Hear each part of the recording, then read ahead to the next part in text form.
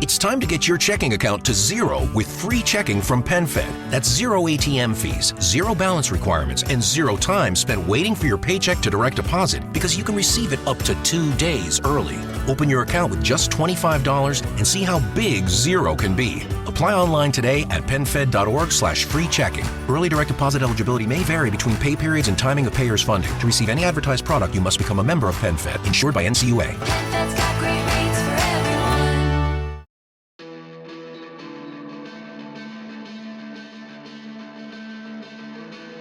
What is up, everyone? I'm Jeff Lund, and this is the Mediocre Alaskan Podcast. Episode 88 already. I said that last time, that's how I closed 87, but it's crazy to think that it's been 88 episodes.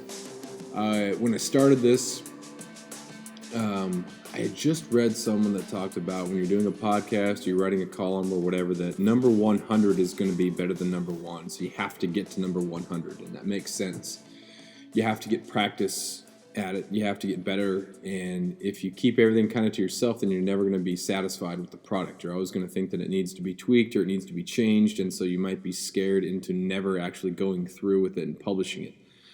It could be an article for freelance. It could be the book that you've wanted to read, the podcast, or whatever. But we get so scared in what if it sucks? What if people don't like it? So I'm happy with the content so far, and we'll see where I'm at with episode number 100 in a couple weeks, and then look back at episode 1 and see how I've changed. And but it's fun. It's been a good process, good learning process, trying to put out some good content, trying to talk about things that are being talked about maybe in a unique way, and then definitely give an authentic Alaskan look by an Alaskan. There's not a whole lot of Alaskan podcasts out there. You got Tyler Friel doing his thing up in the north.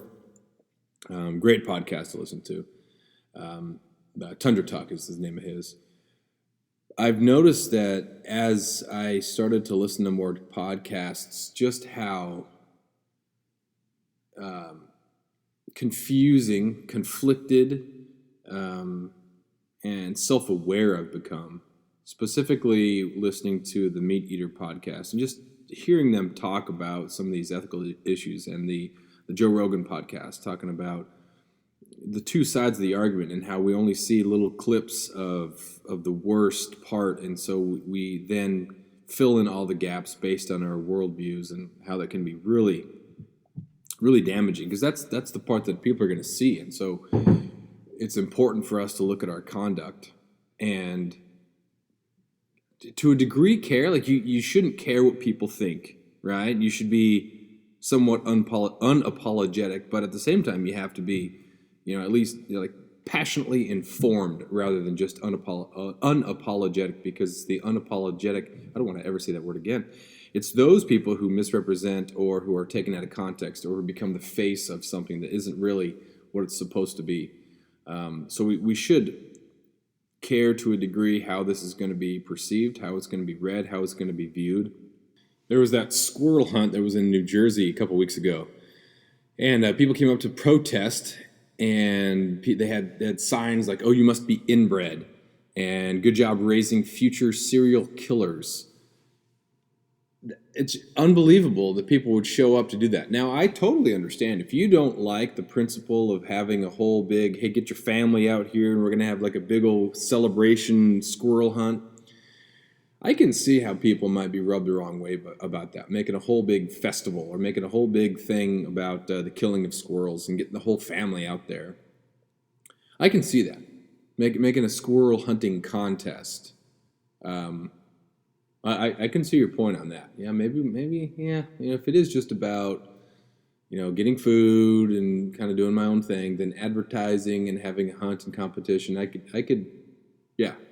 see on that. But when you show up with these sort of signs about accusing hunters of being inbred and squirrel hunters of people weren't meant to. There was another sign, I think it said, looking through a New York Post article.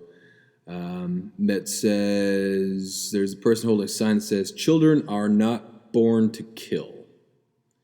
Well, yeah, in some cases, perhaps, right? But how have we lived this long, right? When you even if you don't eat meat, right? Like killing something, right? So, lost in the message of we don't like contests. It's not really humane to have a contest, or it's kind of maybe not socially acceptable to have contests for killing squirrels.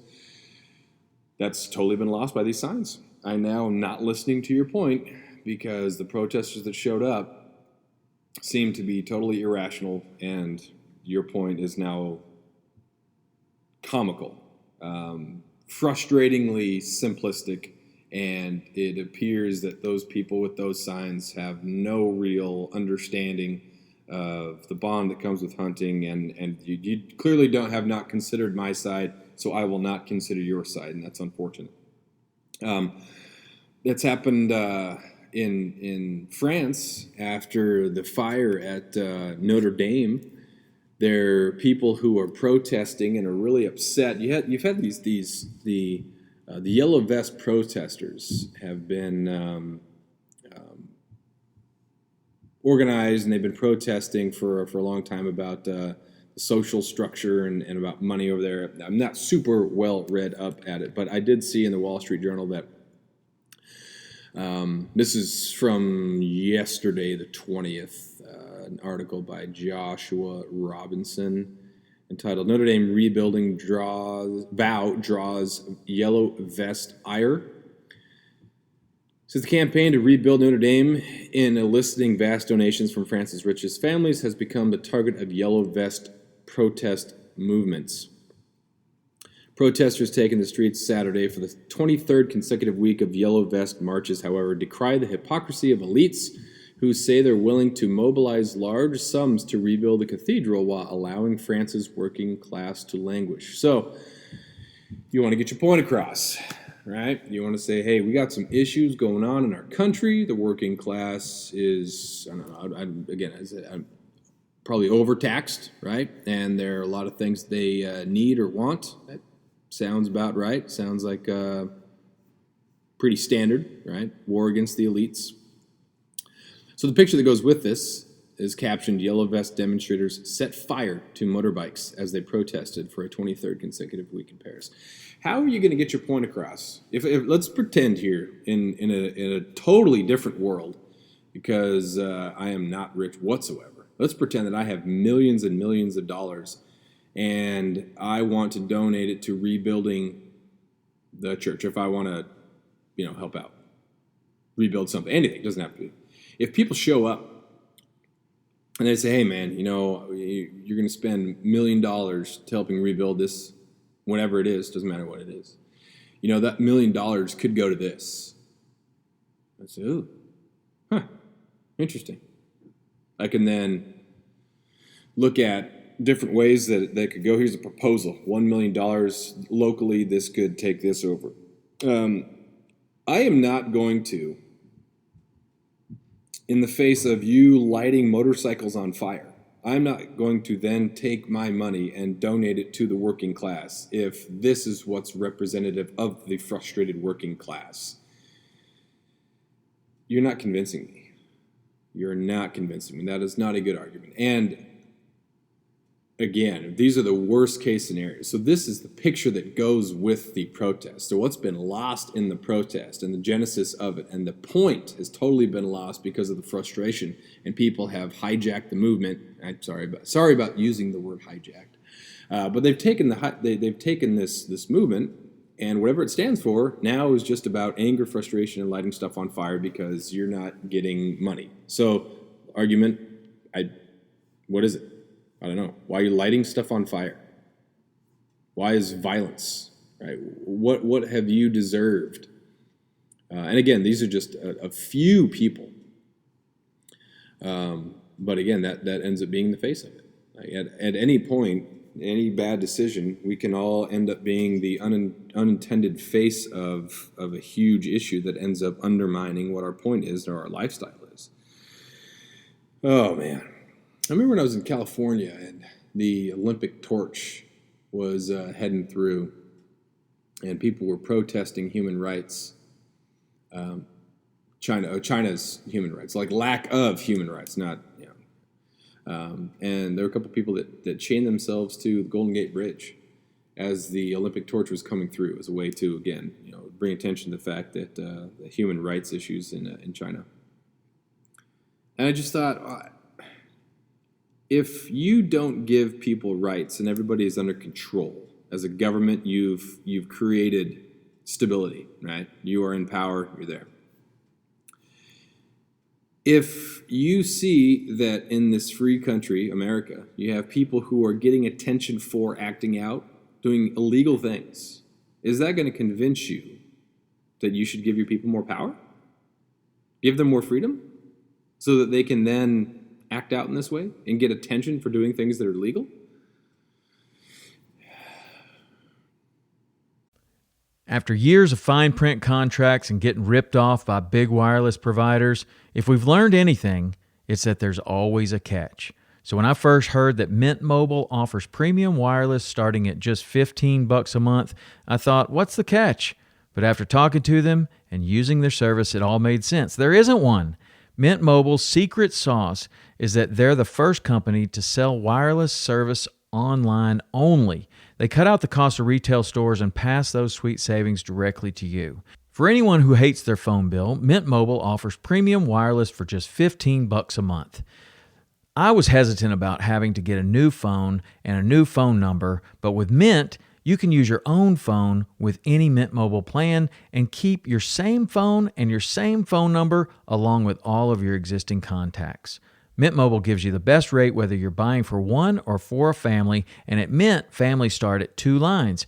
All plans come with unlimited talk and text plus high-speed data delivered on the nation's largest 5G network. Switch to Mint Mobile and get premium wireless service starting at just $15 a month.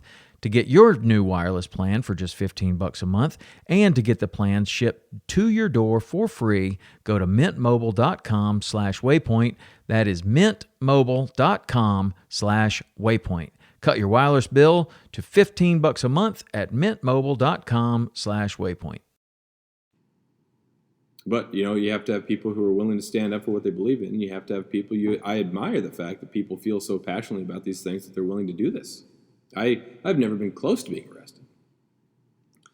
I feel like a cop-out sometimes because there are times where I only feel like I feel one way, but I'm only like 55% convinced it is totally the right way because the other argument is pretty compelling. And again, I absolutely blame Ranello's podcast and Joe Rogan and some of these other, and then, you just read and you just see how complex things are. And if anything is reduced to simple things, it's not simple.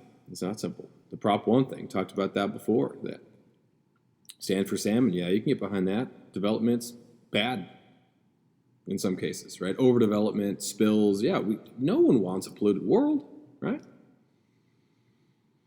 At the same time, was Prop 1 going to fix some of the problems that we have? We don't have anything in Southeast Alaska. Now, there's the threat of these for sure. You have the threat of building and mining and a disaster that could ruin the Chilkoot River up north, and you have Canada mining that could impact the Stikine River.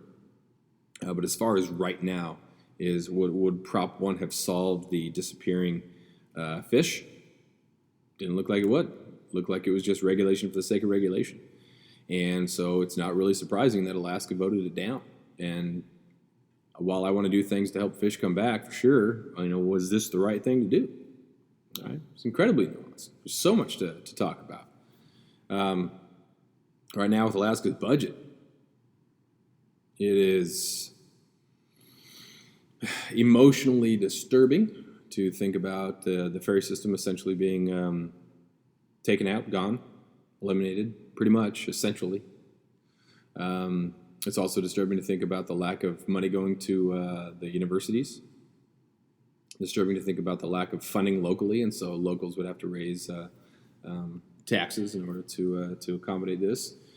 But at the same time, we have to do something. I was in California for 10 years and saw how often the state tried to make spending or make revenue match spending rather than spending match revenue. And when California has such a massive, wide, diverse taxing base that you can generate tons of revenue through taxing, major corporations and whatnot. Alaska doesn't have that. We have a pretty small population, and we're extremely dependent upon oil. And so I'm worried going forward that if the generosity of, and again, it's a really complex issue. I'm not sure where I'm at. It would be nice to come to some sort of middle ground if you can. Some of these things, it's kind of tough to have middle ground because, if one of the solutions is to take the perm funds, and so all of us are donating whatever the perm fund would be, that would generate money, which would be good. That would help. But if we don't close the spending gap, then is it forever take the perm funds away? And are we holding the government accountable? Or is it just, we feel bad, so we want to keep these things. We don't want to reduce anything. And so, all right, we'll just keep going to the people. We'll take the perm fund. We'll do income tax. And so, we're not holding the government accountable. We're just getting more money taken from us to afford these things. And man, it's really complex, and I think it's difficult to have conversations about these things because if you do, people are just looking for the key words that say which side you're on, and then if you are with us or if you are against us. And so our inability to listen and hear people out, we go into these things just with anger. I'm going to hear what I want to hear, and so we're not really hearing the potential issue. And any sort of good idea from the other side, because, gosh, that'd be the worst thing in the world, wouldn't it? The other side have a good idea, and us have to admit that, yeah, that's a good point. It's a good point. Yeah, let's do that. This is going to be difficult. It's tough. It's tough going forward, and I think it's just more frustrating the more that you look into it and read.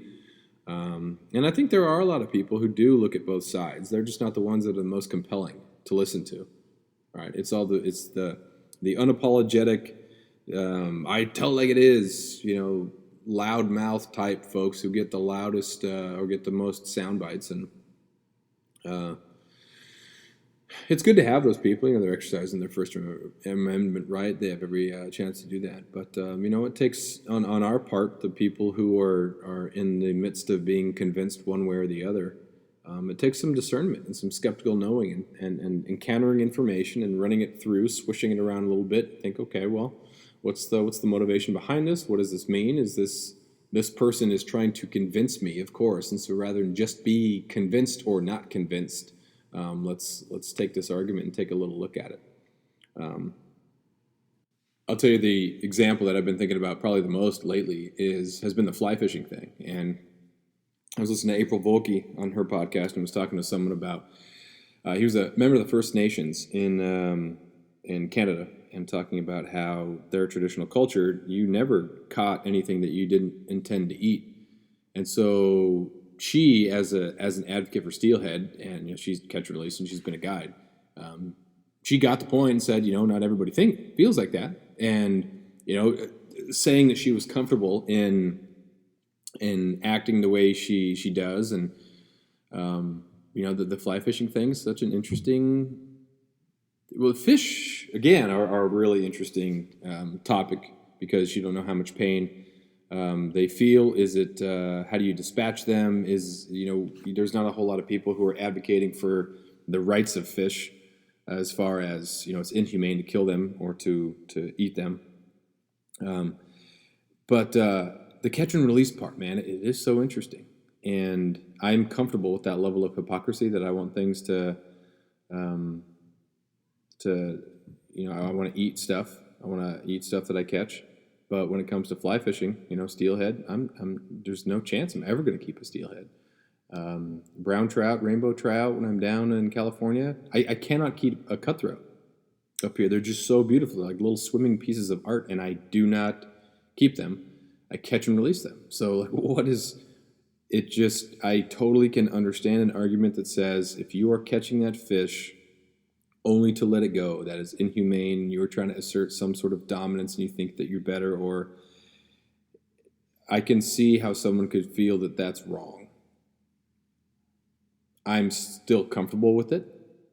I will still continue to dry fly fish, and I will fish. It is within the limits of the law, and I can't wait to get down to California, to Wyoming this summer, and Colorado, and catch and release fish. But it's something that I'm aware of, and the conversation has been brought to my attention a couple times by reasonable people who think, okay, well, what about this? And so, it's a good point. That is definitely a good point. So we'll call that episode 88. Contradictions and just crazy stuff going on there. As far as, I don't know if I can even recommend anything, but just be informed, just know that there are people who are out there who are looking for you to slip up, and everybody will slip up. And so if there was going to be a 3 or 4 second sound bite about the worst thing that you've ever done or said, sometimes we do stupid stuff and it's unavoidable, and we just want to learn from that and we want to move on. So know that there's always going to be, you can always find that. The people that you disagree with, you're going to be able to find that really easily. The example of someone who does not properly articulate their argument or that side of the story.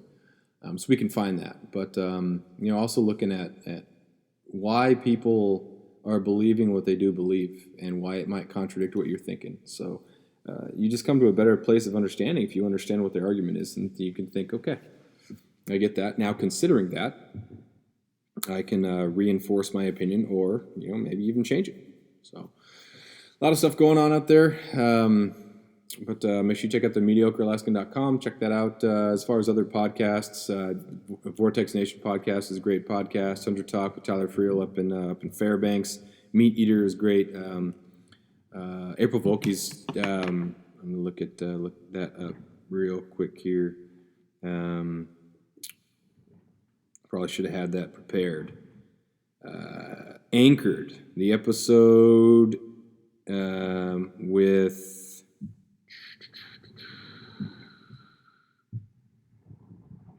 Oh, this is so lame. The Spencer Greening episode, the Indigenous Management of Ecosystems, a really interesting listen on April 4th. She asks a lot of very uncomfortable questions, which is great because a lot of people self-censor in the interest of trying to be politically correct or not bring things up. And so it's a good conversation back and forth, really interesting topics going forward. So that'd be a good one to listen to. That's Anchored is the name of the podcast. Check that out. It was a good listen there. And then actually the Joe Rogan and Ben Shapiro last episode was a pretty solid one there about two people who disagree on a lot of things, but it can sit down and they can talk and they can respect each other, because our freedom is just the freedom not only to live the way that we want, but also just say, all right, man, you can do what you want. There you go. Just leave me alone. I'll leave you alone, and whatever. So we'll call that episode 88. Make sure you go to the mediocrealaskan.com, check that out, and we will talk to you next time.